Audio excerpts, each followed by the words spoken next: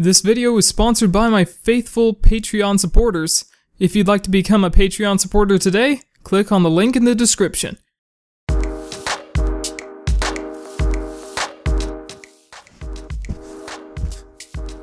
Ladies and gentlemen, my name's Arthur and welcome to the Friday show. Everybody knows it, everybody loves it, but... Hello? Ladies and gentlemen, I have a special little thing for you guys today. Please let me introduce you to my alternate self from another universe, and he's going to do the intro for today. I hope that's alright with you, and he's gonna take it away. Come on in, other me. Table talk. Table talk. Ladies and gentlemen, my name is Arthur and welcome to your favorite Friday show, Table Talk. And today, I would like to give the special little shout out to 3 people today. Good for you guys. I'm not gonna hold them up for forever this time because editing and animating 3 different people floating around is too much effort. Before this video begins, if you want to be featured next time, I'm only going to do 1 at a time now. From now on, it's only going to be 1 person featured. So if you want to be featured first, be sure to hit that bell icon so that way you guys know the exact moment whenever I upload a video, and then in the comment section just say that you want to be featured and I will feature you next time, and I think that'd be pretty cool. And if you enjoyed the video in general, please remember to subscribe if you're new, and also hit the like button so that way I know that you want to see more of the series. I know you guys love the Table Talk series, but also please tell your friends about the channel. That would really help, and also support me on Patreon and Humble Bundle. All you gotta do is click on the links in the description and you'll be featured at the beginning of the video like I do with my Patreon supporters. The first topic of today, today we're not really going to have any sort of controversial subject matter, which is what I typically do. I want to talk about last Friday's video, which was the quote-unquote SMOSH Audition video. So I'm still waiting on some sort of reply, if any, and I noticed a few other YouTubers did the little audition taping, and I think that's fantastic. I think anybody should be given a sort of equal chance to join some sort of acting career that they're really happy about, and some people find inspiration in larger channels and hope for their success. If I was ever considered to be a part of the SMOSH cast, that would be really fantastic. I would be able to quit my job, like I said in the video. I'd be able to do so many better and greater things for Arthur Plays, and I think it would be a great opportunity for me to see what it's actually like to have some sort of acting experience within the camera realm. For the most part, I've been a stage actor where I'll be on stage and things like that. It was fun to make. It was such a fun video to make because I had to like take my green screen and I had to move it all the way back here, and then when I was recording the standing up section where I was standing up and being the actor, I was just all the way back there, and whenever I was being the interviewer, I was sitting here, and I had the green screen pushed forward. And doing the green screen part was a little harder for me for some reason. I'm typically good at doing green screen, but for some reason I guess the green screen was too dark, and so you saw like little clipping here and there. And that's always annoying to look at, but I think the video came out pretty good. I like doing sort of different sorts of things for each Table Talk episode, like the rap that I did 2 weeks ago, the skit that I did last week. I really like doing these sorts of things. This show so far has been my favorite that I've ever produced on the Arthur Plays channel. I'm definitely going to keep going, and I hope you guys want to see more episodes. I don't always really have a lot of interesting things to talk about, but hopefully it entertains you enough. My final story for today is going to be over Bendy and the ink machine.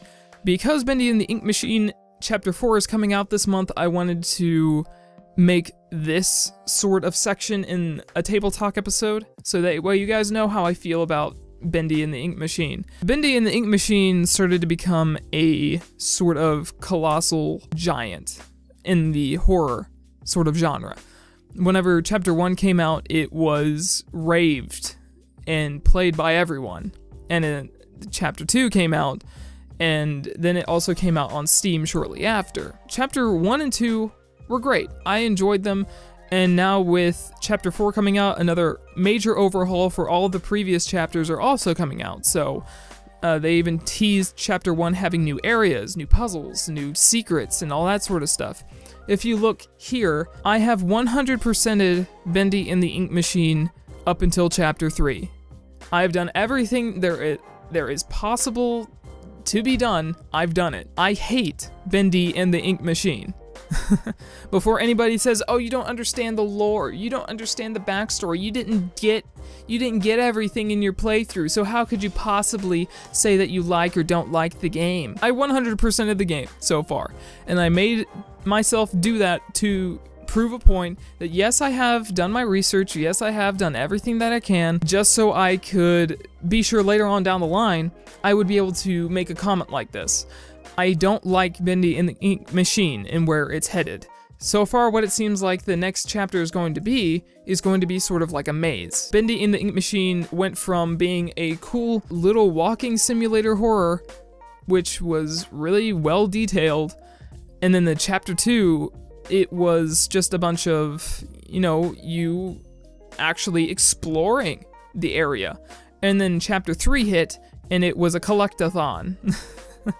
And now Chapter 4 is about to drop, and it looks like it's just going to be a maze where something is chasing you. It looks like Alice. It looks like Alice is going to be chasing you around. Through all the horror game tropes and I've played hundreds of horror games, so I know what makes a good horror game and what doesn't. Bendy and the Ink Machine has been making a crap ton of money off of their Patreon and off of Steam sales and Game Jolt sales. Need to not go down the horror trope sort of thing, which is mazes in horror games, collectathon in horror games, loose ends in horror games. Because I know in Chapter 5, which is going to be the ending, if there's some sort of loose end or some sort of thing where it's under the interpretation of the player, I will not buy another thing from the Meatly, the developer of the game, ever again. Because if Bendy and the Ink Machine goes down the direction I think it's going to come up as a terrible $24 horror game that people had to wait over a few years, I think like a year and a half now for. And by then it's going to be done. And if there's any DLC, I'm not buying it. The only reason currently why I'm planning on playing Chapter 4 is just so I can see if it is even worth buying Chapter 5. I've played the game up to thus far, might as well just continue and finish the game. If the ending has some sort of grand conclusion, I will be content with the problems that Chapter 3 had, and the Meatly updated Chapter 3 to where you don't have to collect as much stuff, but he also strew the stuff out further. Bendy and the Ink Machine Chapter 4 better be good. I gotta say this now, people weren't too pleased with Chapter 3.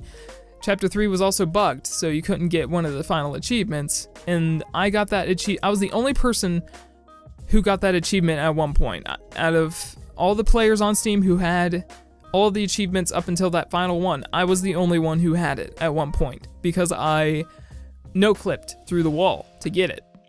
And I just wanted to do that just so I could make sure that I have the game finished. So just in case something like this was brought up after I released my Chapter 3 video, I could say, yes, I have completed the game. No, I don't like it right now. And that's where I stand. I don't like Bendy and the Ink Machine right now. It's not interesting. Not after Chapter 3. It really crushed my anticipation for the conclusion. And I uploaded Bendy and the Ink Machine Chapter 3, I think the day after it came out, and that was months ago. And I still feel the same way about how I felt playing that chapter. It felt like I was playing another Game Guru asset flip that some crappy indie dev thought he could shove out on Steam for a few bucks. and it was disappointing. It really was. I was looking forward to chapter 3, I really was, but and to 100% complete the game, I had to play chapter 3 about 4 times. So you can imagine me and my frustration whenever something didn't go right that I had to plan for to get a certain achievement. Like there was a gun that you could get in chapter 3. I had to play chapter 3 like 2 extra times just to get the gun because I messed up. So you can understand my frustration going through and playing the game multiple times, and sometimes either me messing up or the game just being ridiculously boring. But that's where I stand on Bendy and the Ink Machine. Thank you everybody so much for watching this episode of Table Talk. I hope you enjoyed it. And again, if you want to be featured, put down in the comments that you want to be featured. The first one to say it will be featured. I'm only doing one now, like I said. So be sure to have that bell icon chimed so that way you guys can know if you are able to be the first. So thank you everybody so much for watching, and as always, I'll see you guys later.